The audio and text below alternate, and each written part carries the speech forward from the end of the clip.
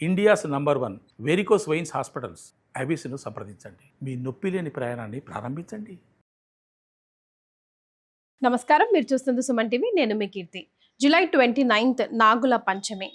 కాలసర్ప దోషం ఉన్నా కానీ, లేదంటే నాగసర్ప దోషం ఉన్నా, ఇలా సర్పానికి సంబంధించి ఎలాంటి దోషాలున్నా ఈ రోజుని ఎలా సద్వినియోగం చేసుకోవాలి అన్న విషయాలు మనకు తెలియజేయడానికి ప్రముఖ ఆస్ట్రాలజర్ బ్రహ్మశ్రీ నందిబట్ల శ్రీహరి శర్మ గురుగారు ఉన్నారు. నమస్తే గురుగారు. వాగర్థావివ సంపృక్తౌ వాగర్థ ప్రతిపత్తయే జగతః పితరౌ వందే పార్వతీ పరమేశ్వరౌ. ఆదిత్యాయ చ సోమాయ మంగళాయ బుధాయ చ గురు శుక్ర శనిభ్యశ్చ రాహవే కేతవే నమః. శృంగేరి జగద్గురు పీఠాధిపతులకి, కంచి పీఠాధిపతులకి నమస్కారములు తెలియజేసుకుంటూ కార్యక్రమాన్ని ప్రారంభిద్దాం.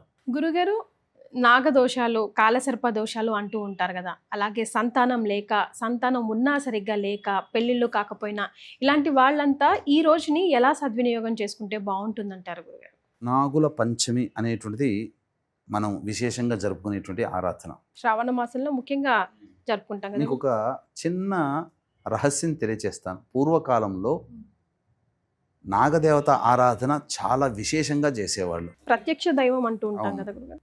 కాబట్టి ఈ నాగదేవత ఆరాధన శ్రావణ మాసంతో మొదలై కార్తీక మాసంతో ఎండ్ అవుతుంది. ఎలా చెప్పమంటారా?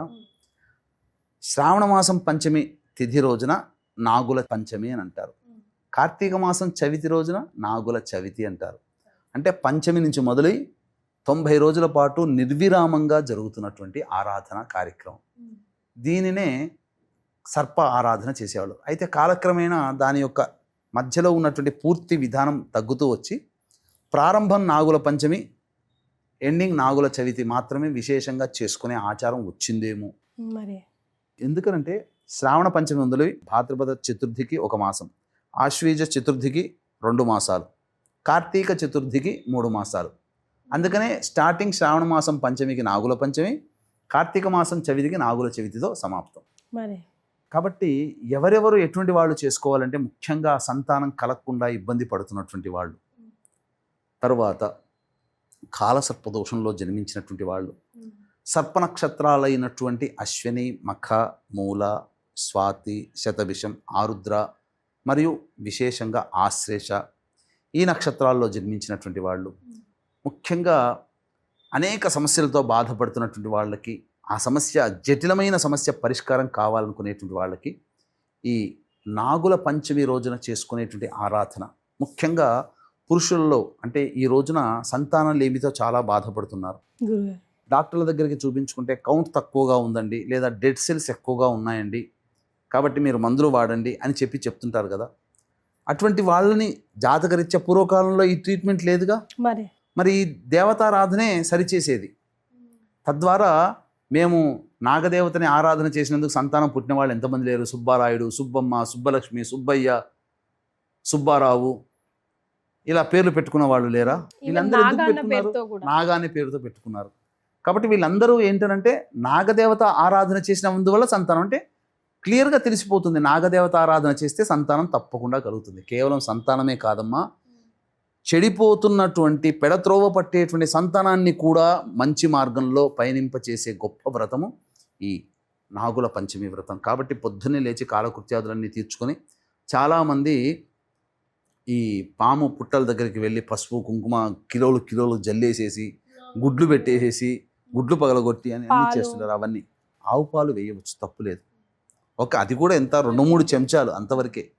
కానీ సర్ప విగ్రహానికి అభిషేకం చేసుకోవాలి.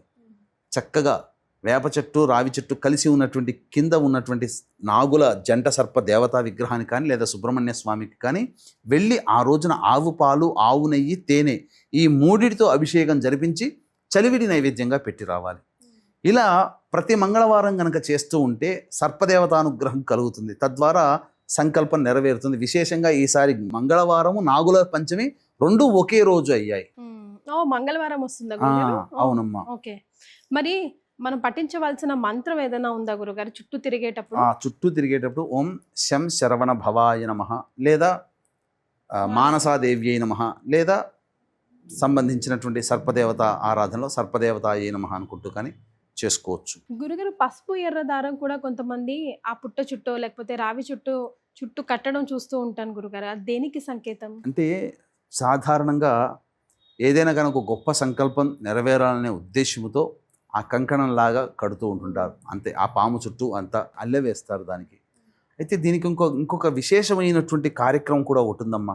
అంటే ఎంతకీ పని కావట్లేదు, ఒక సమస్యతో సతమతం అవుతున్నారు, ఆ సమస్య కావాలి, వీసా రావట్లేదు, ఉద్యోగం రావట్లేదు, వివాహం కావట్లేదు, సంతానం కలగట్లేదు అనుకునేటువంటి వాళ్ళకి ఒక అద్భుతమైనటువంటి పరిహారం ఉందమ్మా. దాన్ని కనుక ఆచరించిన వాళ్ళకి ఖచ్చితంగా కార్తీక మాసం చవితి లోపల, అంటే నాగుల చవితి లోపల వాళ్ళ సంకల్పం నెరవేరుతుంది. 90 రోజుల పాటు చేయాల్సినటువంటి ఒక విధి విధానం కూడా ఉందమ్మా. ఓకే. తప్పకుండా ఆచరించాలి. ఈ ఆచరించే విధానంలో కూడా మధ్యలో ఆపకూడదు. పురుషులు చేస్తుంటారు, వాళ్ళకి ఏ ఇబ్బందులు ఉండవు కాబట్టి 90 రోజులు నిర్విరామంగా చేయొచ్చు. వాళ్ళకి కూడా ఏమైనా ఇబ్బందులు వచ్చినా, లేదా ఆడవాళ్ళకి ప్రతి నెల ఋతుమతి అవుతుంటుంటారు, వాళ్ళకి ఇబ్బందులు వచ్చినా ఎవ్వరు కూడా ఆపకూడదు. వాళ్ళ తరపు బంధువులు, అబ్బాయికైనా అమ్మాయికైనా వాళ్ళ తరపు బంధువులు, అంటే కంటిన్యూ తల్లి కానీ, చెల్లి కానీ, అక్కయ్య కానీ, భార్య కానీ, భర్త కానీ, ఎవరైనా వాళ్ళు అక్కడే కాకుండా వాళ్ళు ఎక్కడ ఉన్నా, ఏ జిల్లాలో ఏ ప్రాంతంలో ఉన్నా వాళ్ళక్కడ కూడా ఈ చెప్పిన విధానాన్ని ఆ ఆడవాళ్ళకి ఇబ్బందులు వచ్చి, మగవాళ్ళకి ఇబ్బందులు వచ్చి ఆగిపోయిన రోజుల్లో చేయాలి. తర్వాత మళ్ళీ వీళ్ళు సిద్ధమైనప్పుడు వీళ్ళు చేయాలి. కానీ 90 రోజులు వరుసగా చేయాలి, ఏ మధ్యలో ఒక రోజు ఆపకూడదు. ఆ విధానం కనుక చేస్తే ఖచ్చితంగా ఇది తాంత్రిక పరిహారం అద్భుతంగా నెరవేరుతుందమ్మా.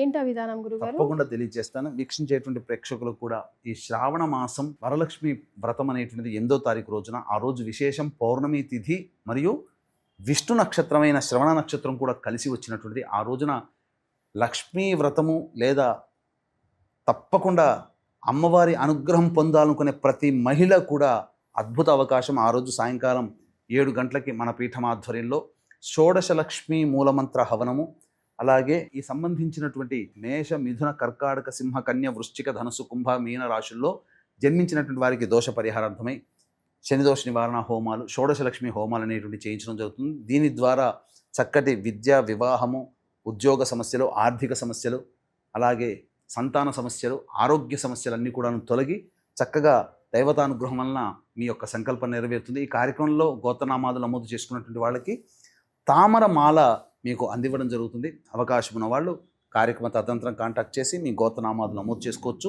8వ తారీఖు సాయంత్రం 5 గంటల లోపల కూడా మీ గోత్రనామాలు నమోదు చేసుకోవచ్చు.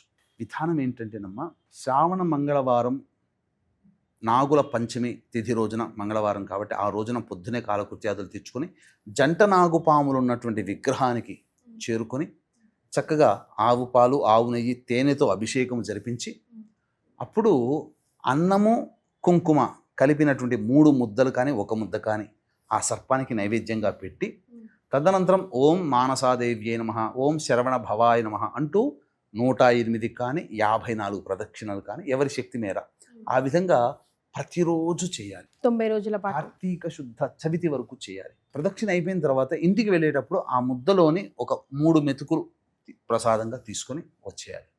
మళ్ళీ తెల్లవారి సేమ్ అదే, అవన్నీ పక్కకు ఎవరు తొక్కని ప్లేస్లో అంతకుముందు పెట్టిన నైవేద్యం పెట్టి పక్కకు పెట్టి మళ్ళీ నెక్స్ట్ డే ఆ విధంగా చేయాలి. ఇలా చేస్తే ఖచ్చితంగా వాళ్ళ సంకల్పం అతి త్వరలో నెరవేరుతుంది. ఇప్పుడు భార్య భర్త కోసమో లేకపోతే తల్లి పిల్లల కోసమో అట్లా చేసుకోవచ్చా? ఎవరిది వాళ్ళే చేయాలా? చెప్పాను కదమ్మా, ఎవరిది వాళ్ళు చేసుకోవాలి. వాళ్ళు చేయలేని పక్షంలో మిగతా వాళ్ళ తరపున వీళ్ళు చేయొచ్చు. కానీ ఇబ్బంది వచ్చినప్పుడు అది నాకు ఇబ్బంది వచ్చింది ఆపకూడదని చెప్పి స్నేహితుల ద్వారానైనా కానీ ఈ విధానాన్ని దీన్ని కంటిన్యూ చేయాలి. ఎక్కడైనా కంటిన్యూ చేయాలి. ఆ ప్రసాదం మరి వాళ్ళే పుచ్చుకున్నా సరిపోతుందమ్మా. చాలా సంతోషం గురుగారు, ధన్యవాదాలు. సర్వం శ్రీ ఉమామహేశ్వర పరబ్రహ్మార్పణమస్తు.